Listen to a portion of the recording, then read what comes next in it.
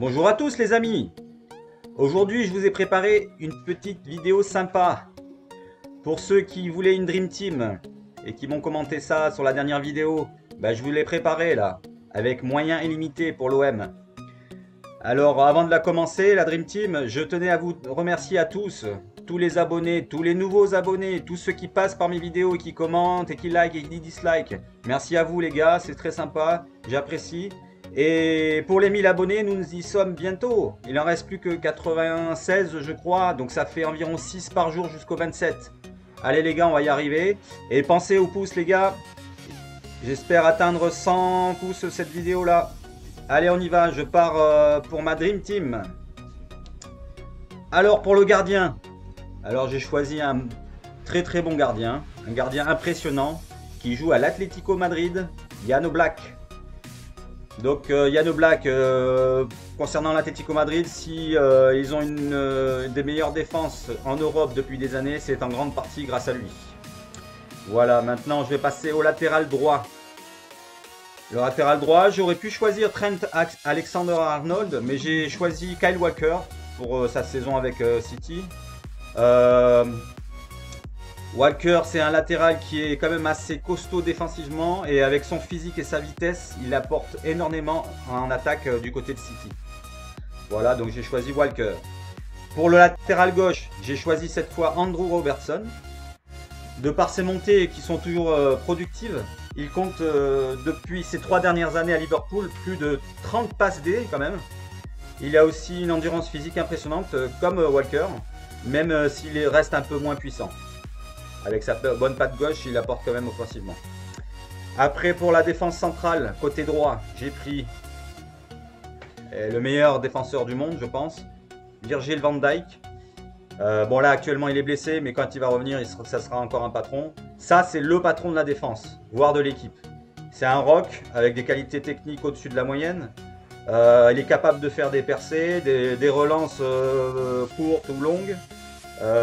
Donc c'est le meilleur défenseur du monde pour moi et de loin. Après défenseur central gauche, j'ai pris Lucas Hernandez. Pourquoi Lucas Hernandez? Parce que je trouve que ça serait le pendant idéal à Van Dijk, parce qu'il a beaucoup de fougue, de grinta, il est un peu foufou. Il peut faire des montées, il a la qualité physique aussi pas mal du tout. Donc tout en faisant ses percées, la défense serait en sécurité avec Van Dijk derrière. Ensuite, milieu défensif. Qui choisir d'autre, bien sûr? N'Golo Kanté. L'infatigable N'Golo. Impressionnant cette année, surtout en Ligue des Champions. Je pense que cette année, il ne sera pas très loin du Ballon d'Or si les Bleus ne déconnent pas à l'Euro. Ensuite, milieu relayeur droit. J'ai choisi Joshua Kimmich. C'est vraiment un couteau suisse. Un couteau suisse, un joueur très polyvalent qui pourrait servir à mon avis à tous les postes. Mis à part le gardien, je pense que même il peut jouer milieu offensif, attaquant, selon l'équipe. Par exemple à City, il pourrait jouer attaquant. Voilà, donc Joshua Kimmich. Milieu relayeur gauche, même si ce serait plutôt un meneur de jeu offensif, j'ai pris le petit belge rouquin Kevin De Bruyne. Ou De Bruyne. Quel joueur décisif celui-là.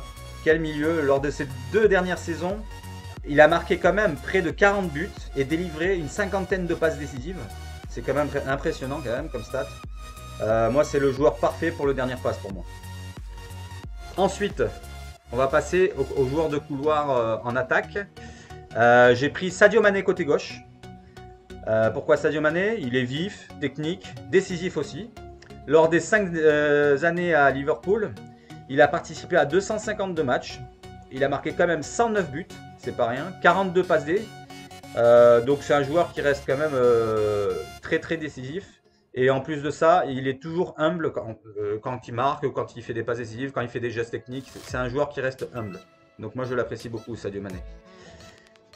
Côté droit, donc j'ai pris un joueur qui a fait pas mal de choses cette année, c'est Riyad Mahrez.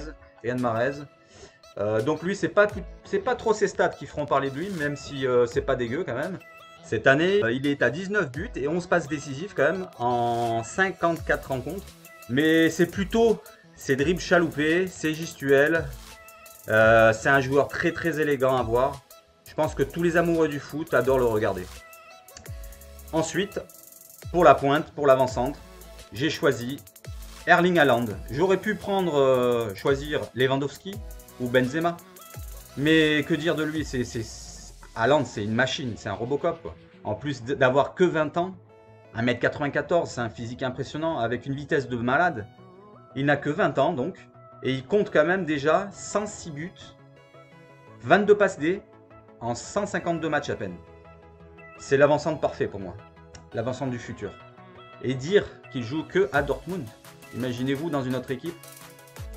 Voilà, je vous ai fait mon équipe. Donc regardez là. C'est un 4-3-3 avec point de basse, deux relayeurs, les deux ailiers de côté. Voilà, 4-3-3. Et maintenant, je vais vous rajouter le nouveau jeu, le nouveau joueur flouté. Voilà, dernièrement c'était Seydou Keita, personne n'a trouvé. Donc je vais vous donner un petit indice cette fois. Donc ce joueur là que je vous mets là, c'est un milieu de terrain. C'était un milieu de terrain qui est passé par l'OM. Voilà. Après, je ne vais pas vous en donner plus. À part si vous pêchez sur une autre vidéo, je vous donnerai un petit indice encore. Ok? Alors je vous souhaite un très très bon dimanche à tous. À bientôt.